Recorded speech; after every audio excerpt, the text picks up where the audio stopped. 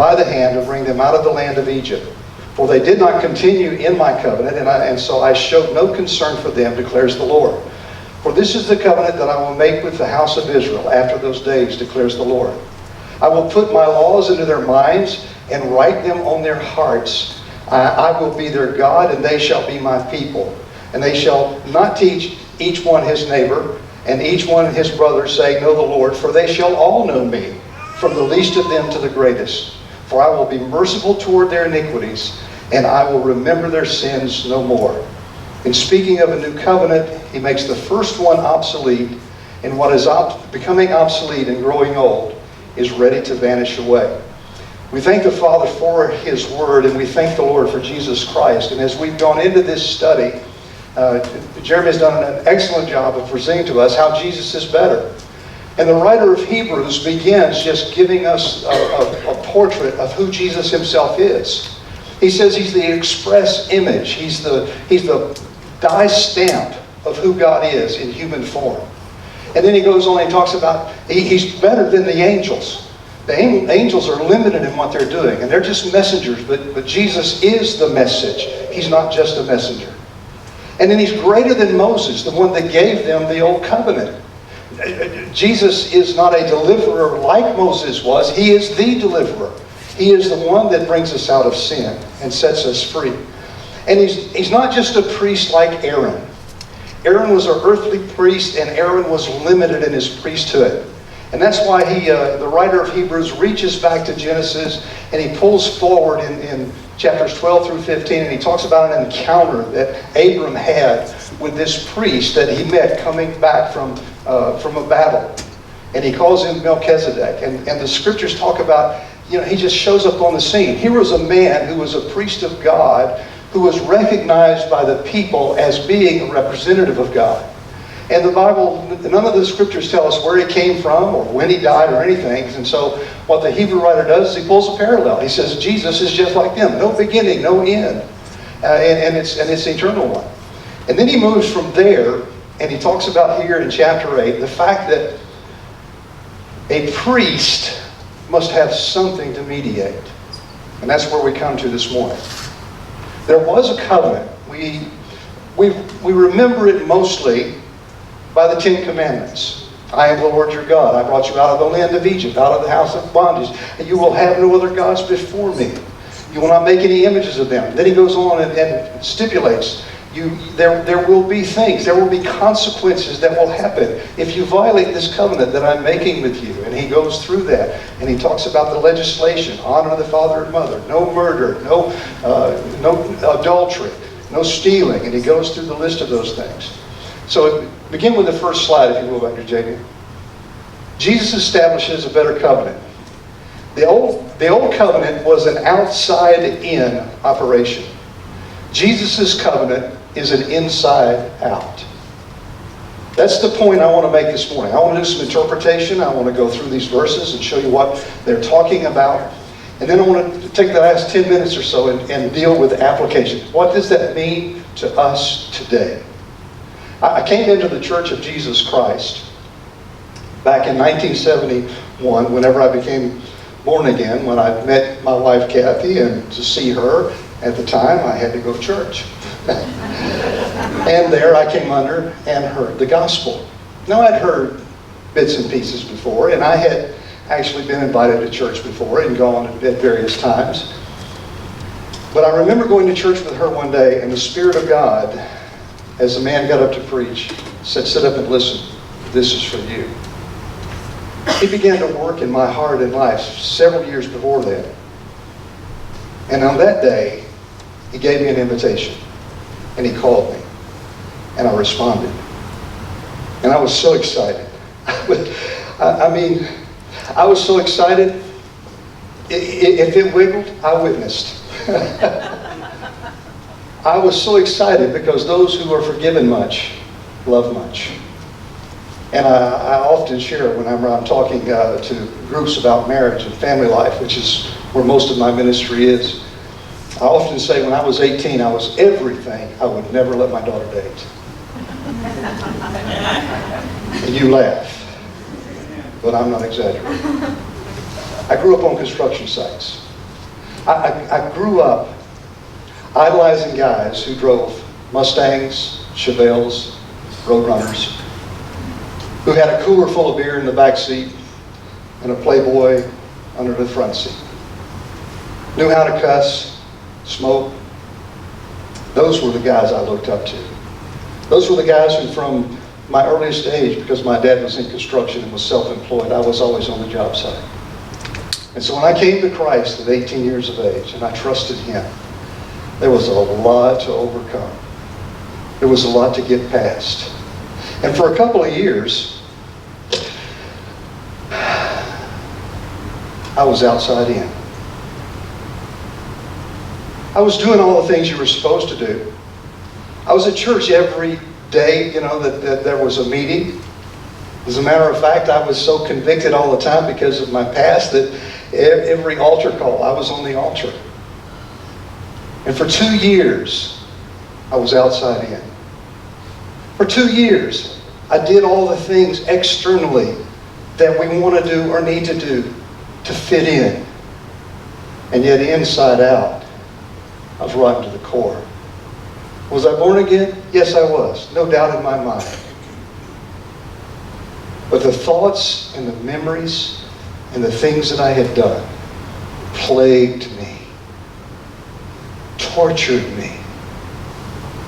I've written a book called Late Mind about that process, and I have a copy if you'd like it later. But in writing that book, I talk about the fact what made the difference for me in making a transition from outside in to inside out was I learned to stop thinking what was running in my head and began to tell my head what to think. But that's it for a moment. I stopped listening to the voices rambling through my head. And at that time, it was the enemy constantly accusing me. You don't deserve to be here. You're not good enough. You can't do this. And every time I would go to witness, how can you witness when inside you have these thoughts about that person? And I was constantly tormented. And it was like this. I was outside in for 2 years. And after 2 years, I talked about my dad growing up with him on the jobs. My dad was a perfectionist. He was known as the trim carpenter in Jacksonville. If you wanted a good trim man, you called Charles Mullis. And I grew up hearing constantly, if it's worth doing, it's worth doing right. And after 2 years of blowing my testimony, of messing up again and again and again, I finally just said, the heck with it. Only I didn't use that colloquial term. Got up one Sunday morning and Kathy got awakened by me getting dressed, and it was early and I was putting on my work boots. And she said, Charles, what are you doing? I said, I'm going to work. She said, Charles, it's Sunday. Now by this time I was a youth director at the church. I had a youth Sunday school class and I was leading church training. I was church training director. And I said, I can't do it. I can't do it. I can't meet the standard. I can't live up to it. I'm not fit. I'm not cut out for it. You can go to church. You can even continue to tithe. But I want you to know, I'm through with it. And she said, well, what did I tell them at the church? And I told her exactly what to tell them. And I told her to tell them to leave me alone, not to come see me. And I determined to go that direction. I'll finish the story later. The Old Covenant was an outside-in operation, and next slide.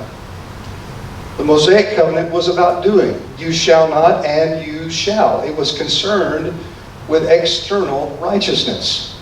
Jesus, in talking on the Sermon on the Mount, Matthew 5 through 7, points this out to those who were living around him, those who were those that were paying attention to John the Baptist and his message, and now to his message of the kingdom.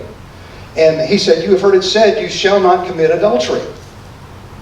You see, the Old Covenant was established by Moses, and it dealt with curtailing those things outside you. One of the reasons for that is because they were delivered out of Egypt, and listen, they were moving into a culture that was worse than Egypt. They were moving into a culture that was dominated by the worship of Baal. Baal was a god of the Phoenicians that spread throughout the entire Middle East at that time, and it was a fertility god. And you worshiped and honored this fertility god by having relations with male and female. It was bisexual. And it was everywhere. It was rampant. And so there were restrictions and stipulations and things that came down to cause them to stand out and be different. And because we do have some young ones, I will say this very briefly. One of the purposes for circumcision was to mark them out and kind of help curtail them from participating in this Baal worship.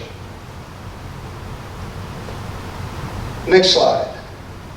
Jesus' better covenant is about being the right person. Now listen to this. You can do the right thing without being the right person.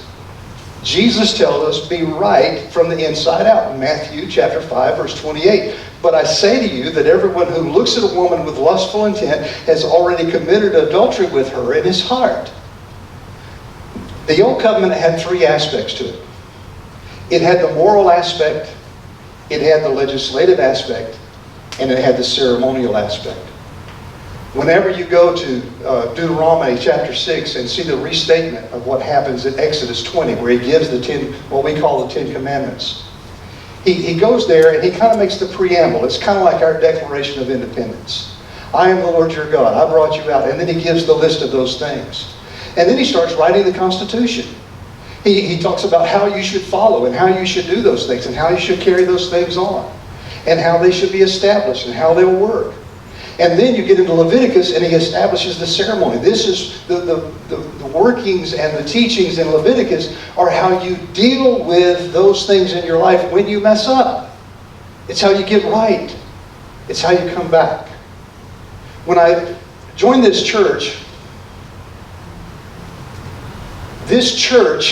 was outside in, not inside out. As a matter of fact, the Church of Jesus Christ today is constantly fighting that. Because you see, you can do the right things and not be the right person. But if you will be the right person, you can't help but do the right thing. Now look how the Hebrew writer explains that. Let's go back up to verse 1 of chapter 8. And look with me at the next slide. He begins this division here, talking about the comparison between the old priesthood and the new Melchizedekian priesthood. The Melchizedek type of priesthood was needed to be able to make a better covenant through a better sacrifice. Look at verse 1. Now, the point in what we are saying is this, and he's culminating what Jeremy's been teaching on for the past 2 weeks about the type of priesthood. We have such a high priest, one who is seated at the right hand of the throne of the majesty in heaven, a minister in the holy places in the true tent that the Lord set up, not man. For every high priest is appointed to offer gifts and sacrifice, thus it is necessary for this priest also to have something to offer. Now, the point in what we're saying is this. We have such a high priest, one who is seated at the right hand of the throne of majesty, and the purpose in him doing that is so that he could do a genuine, thorough transformation for us. You see, the old covenant was just temporary. The old covenant was a band-aid. Paul teaches us in Romans chapter 7 that the old covenant was like a schoolmaster. He was there just to keep us in line until Jesus himself came. Go back to Genesis chapter 2 in your mind. And in Genesis chapter 1 and 2, you have creation. And you have God making Adam. And the term in the Hebrew for the name Adam is a generic term in the sense it means mankind. And Adam was the head of the race. He was the first father. As a matter of fact, you remember when they began to map the human genome and when they began to talk about DNA. Some of you remember that. Some of you have always heard about it, according to what age you are. But I remember in the late 80s when they were talking about this, and I paid attention to the news and was curious about it because of the promise it held. And I remember Francis Collins. He was the guy that was the head of the mapping. And Francis Collins was giving a press release about what was happening, and he was midway into this project. And one of the reporters asked him, said, Dr. Collins, what is it that's unique about this? And he said, is there anything that's unique about what you found thus far? And he says, well, we have found that there's one marker in the DNA that's the same in every human being on earth. And the reporter asked him, well, what does that mean? He says, we all came from the same man, Adam.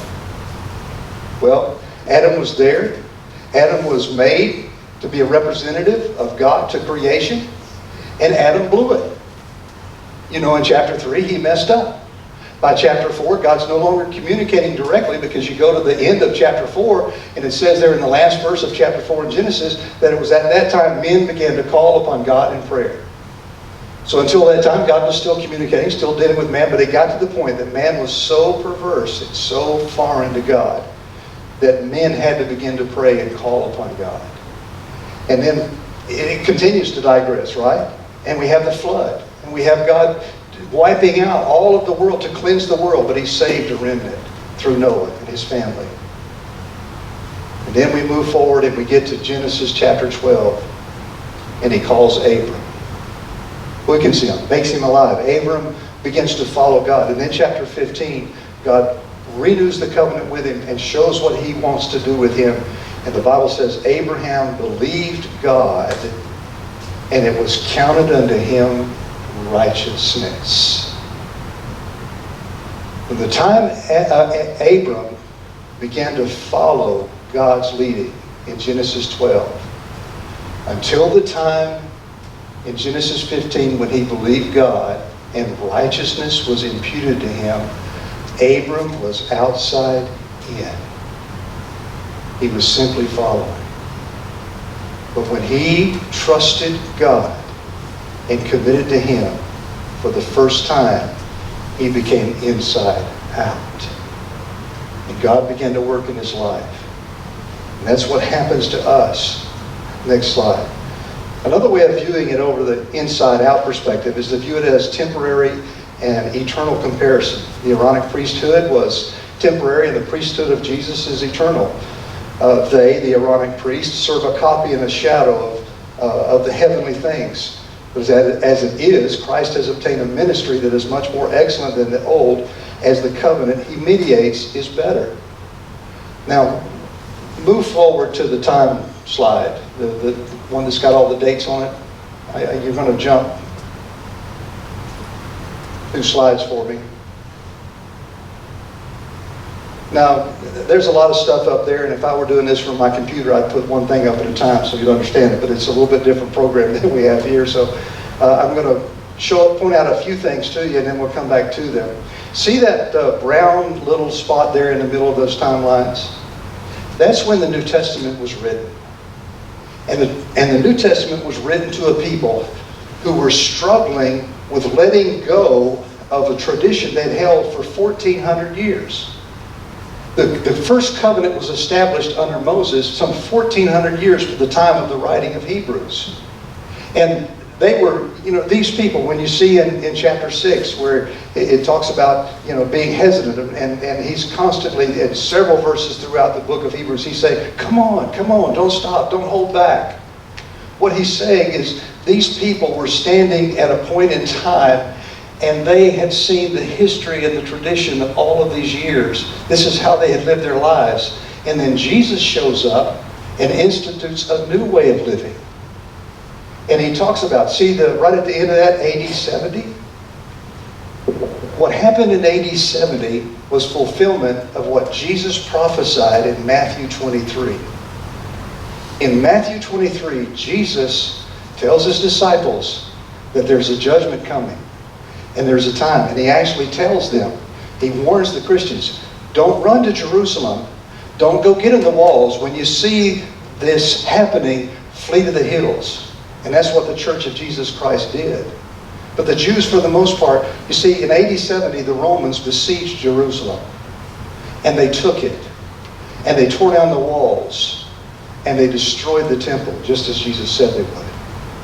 And at that point, there is a complete removal of all the signs and all the tradition and all that holds promise. And those that go forward are those who have the new covenant, the covenant in Jesus Christ. As a matter of fact, you see there in Luke 22:20, Jesus inaugurates the new covenant at the Last Supper. Every time we take the Lord's Supper, he says, this is my cup which is given for you. It is the new covenant of my blood which is shed for you. And he inaugurates it, and then he consummates it in Acts chapter 2. When the Spirit of God himself comes, and there is the working and moving. Well, in that sense, Jesus moves the covenant and relationship with God from the externals to the internals.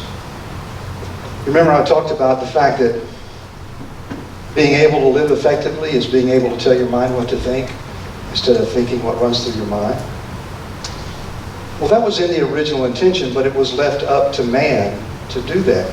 In Deuteronomy chapter 6, verses 4 through 6, "Hear, O Israel, the Lord our God, the Lord is one. You shall love the Lord your God with all your heart and with all your mind and with all your soul and with all your might. And these words that I command you today shall be on your heart." In the new covenant, in the old covenant, he said to them, you need to follow this. You need to go after this. You need to secure this. You need to do this. You need to write these words on your heart. Well, guess what? Israel failed. There was 1,400 years when you look at that chart that didn't happen. And then 400 years before Jesus, God doesn't send any more prophets to spur them on or to encourage them or warn them. And so there's 400 years of silence. And when Nicodemus showed up, it wasn't an accident that John recorded it the way he did in chapter 3. You see, whenever there was no longer a prophet speaking from God, there was no longer a thus saith the word, the Lord and his word, then what Israel did as a nation is they said, well, we'll take care of this ourselves. And they picked 35 conservatives and 35 liberals. And they formed what's called the Sanhedrin. That's what the word Sanhedrin means, the 70.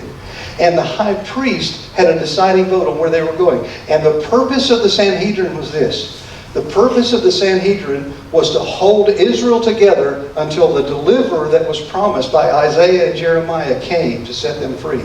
And they were to test him and make sure he was who he said he was. When Nicodemus shows up to Jesus in John chapter 3, he makes this statement to Jesus. We know. Now he's by himself, but he was representing the Sanhedrin. We know that you are come from God, because no man can do what he does unless God is with him. And Jesus said, Nicodemus, you must be born again.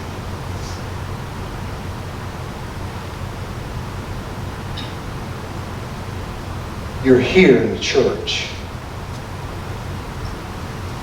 For a good number of you, you're here because church is what you've always done.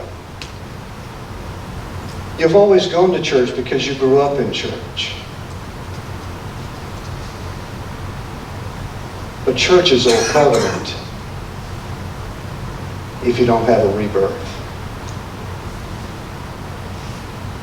Church is doing the right things, but you'll never be the right person. The new covenant is surrendering to Jesus Christ and calling on him.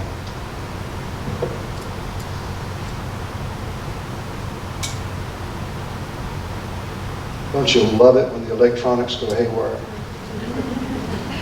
I touch something all the time and I go, where'd I go? I want to spend the rest of our time beginning in verse 8. And I have no idea where that is in my notes, but I promised Jeremy I'd let you out at 2 o'clock.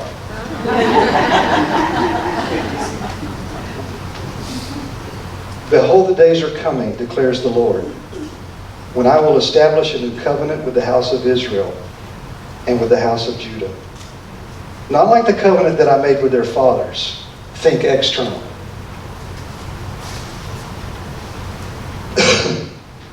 On the day when I took them by the hand to bring them out of the land of Egypt, for they did not continue in my covenant.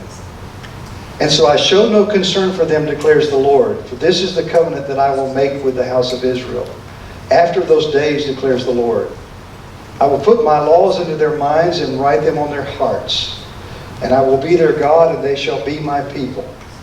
And they shall not teach each one his neighbor and each one his brother, saying, Know the Lord, for they shall all know me, from the least of them to the greatest. For I will be merciful toward their iniquities, and I will remember their sins no more. I will be merciful, I will be merciful to their iniquities, and their sins I will remember no more.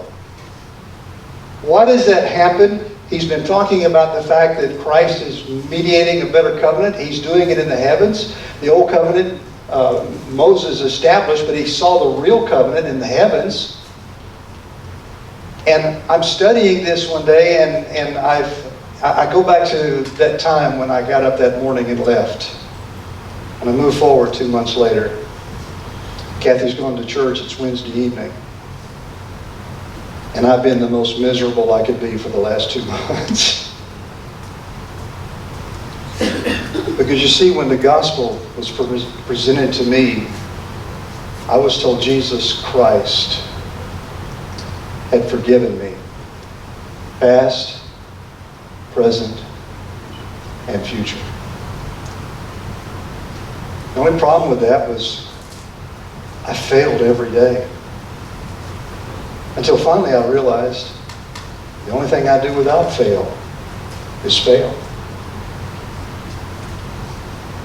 Sitting on my front porch, there is a house that I built for Kathy and I hadn't landscaped the yard yet, didn't have a sidewalk in, so there was dirt. I'm sitting on the edge of that concrete and smoking my cigarette. I was a 3-pack a day guy at the time. She's gone, and begins to get dusk dark, and I look up and see that first star in the heaven. And the Spirit of God, who is in me at this time, speaks to me from the Psalm, For the heavens declare the glory of God, and the firmament shows His handiwork. And I said, God, if you are real, if you are there, then why doesn't it work for me? I mean, I try and I struggle and I fail constantly. The Spirit of God began to deal with my heart. The first thing He did was He began to show me what I was. And it got so convicting, I ended up on the dirt, on my face, crying like a baby, heaving, sobbing, tormented over who I was inside. And I finally looked around. It was dark. Sat back up on the edge of the porch. And the Spirit of God, who is alive in me, began to deal with my thoughts. And He said, son, why don't you give your life to me? Let me show you what I will do with your life. I said, Lord, I've been going to the altar every service for 2 years now. I've been trying to give it to you. And He said, I'm accepting.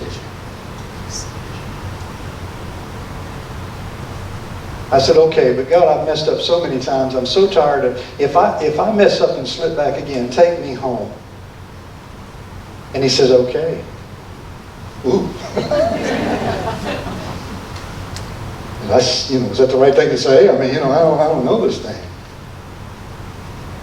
And the Lord put an image in my mind of who I was according to what He says about me. And He says, here's where you'll be. And in my mind, He says, where will you be in 10 years the way you're living? And I had just been to the doctor with a collapsed lung that had recollapsed 4 times from exhaustion and excessive smoking. My doctor had told me I had the lungs of a 65-year-old man. I was 20 years old. And my doctor said, you won't live to be 30. And I said, well, Lord, I'll be dead. He said, well, give me a shot. Now, He didn't. That's my interpretation. He said, give me a shot. And I said, okay. But what about this? And I began to try and list my sins. And He said, don't worry about it. Just walk toward me. And I mentioned the cigarette. Don't worry about it. Just walk toward me. I mentioned the lust. Don't worry about it. Just walk toward me. I mentioned the language. He said, don't worry about it. Just walk toward me. He said, and walk toward who I've declared you to be. And about that time, I came across this passage in Hebrews.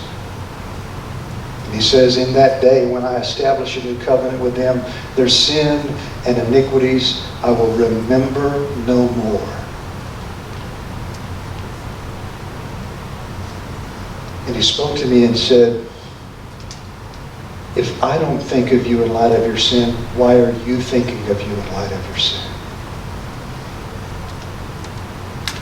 Stop thinking of you in light of your sin. Start thinking of you in light of who I've called you to be.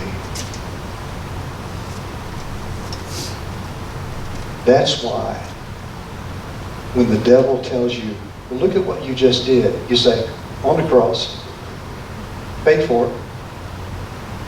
When he says, you're just a sinner, you say, no, I was just a sinner. Now I'm born again.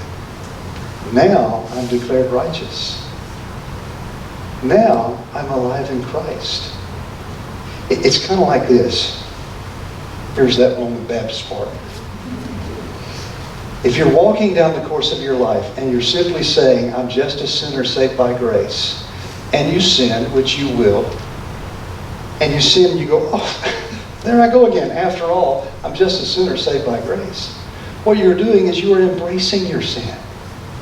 You're staying with it. You're ignoring the new covenant. You're ignoring what Christ has done. That you are the righteousness of Jesus Christ in Him. But if you accept what the Word of God says, that you are the righteousness of Christ, that God has declared you holy and blameless, that you're His trophy of grace, He calls in one place. I'm sitting on God's mantle. And you're walking, and I'm the righteousness of God. I'm holy and blameless. And you sin, and you will. You become abhorred by it. What does this have to do with me, who am righteous? You will never become sinless, but if you are born again, and if the Spirit of God is alive in you, if He is bringing about the fruit of the new covenant, you should sin less. We'll never be sinless, but we ought to be sinning less as time goes by.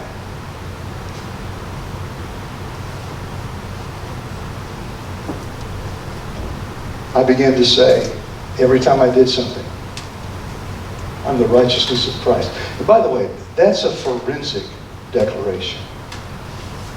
It's a legal term. How many of you like Law and Order? You remember watching Law and Order? And you had Lenny and his partner on television, and it's a cop drama, you know, and we've seen all these dramas and how they play out with the tension and resolution of a situation. And Lenny was one of my favorite. He's an old guy. He's a smart aleck, you know, wisecracking, but he's a good guy, you know. And so I kind of empathize with Lenny, and so I pick him. And Lenny one day, he's walking down the road, and he sees a guy commit murder. And he runs over, and he arrests the guy. And there were witnesses. There were 4 or 5 witnesses that saw the murder committed. Now this guy's dead. He's been killed.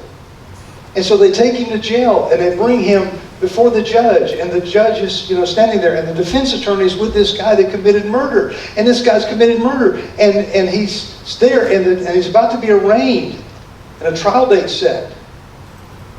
And Lenny's there. Yeah, we got this one. I called him in the act. And the defense attorney stands up and says, Your Honor, I move for acquittal. The judge says, why do you move for acquittal? He said, because this officer arrested my client and failed to read him his Miranda rights.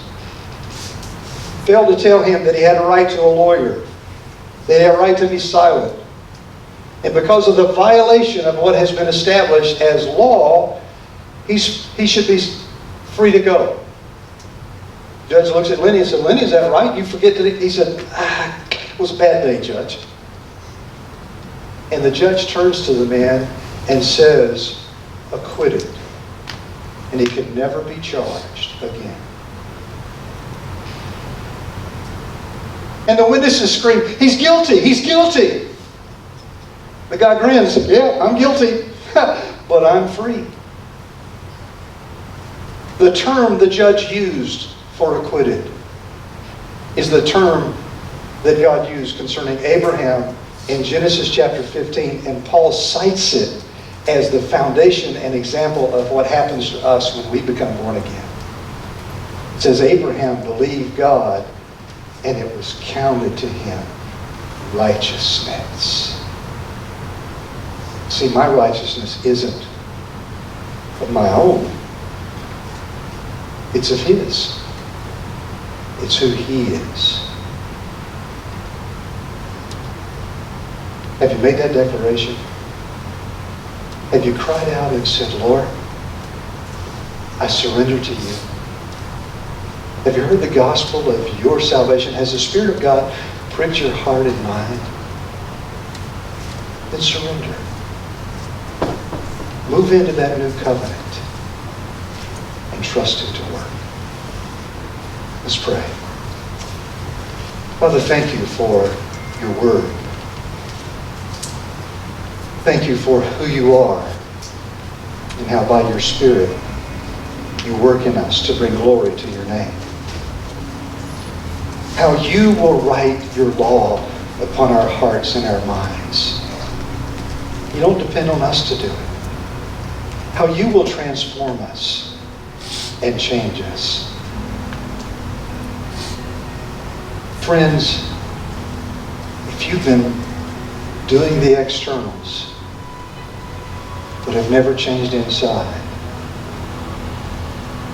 today's your opportunity. But you can fool me, and you can fool others, but you'll never fool the presence and person of the Holy Spirit. Father, thank you for what you're doing and how you'll continue to do it. And may Christ be glorified.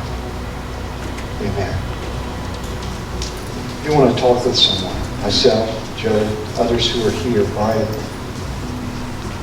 there's something you're not sure of, and you want to nail it down, that's what we're here for. It doesn't just have to happen to be today, whenever. We're available. Thank you.